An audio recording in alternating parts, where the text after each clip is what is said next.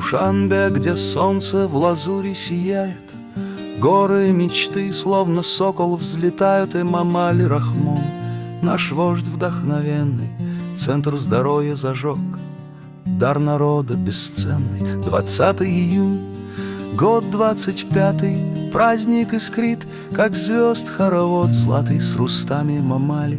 В стремлении едином к центр пылает светом рубиновым. К независимости факел 35-й, на гектаре земли дворец златокрылатый. 3000 метров, где жизнь расцветает,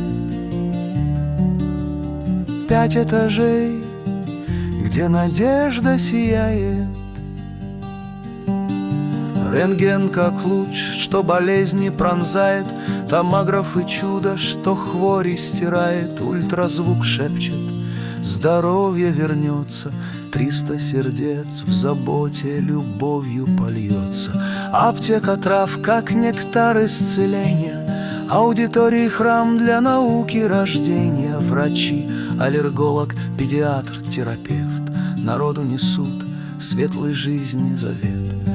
Лаборатории звезды, где знания искрятся, где руки врачей для таджиков трудятся. Медицина и химия, песнь Авиценны, в тну их дух возрождается пенно.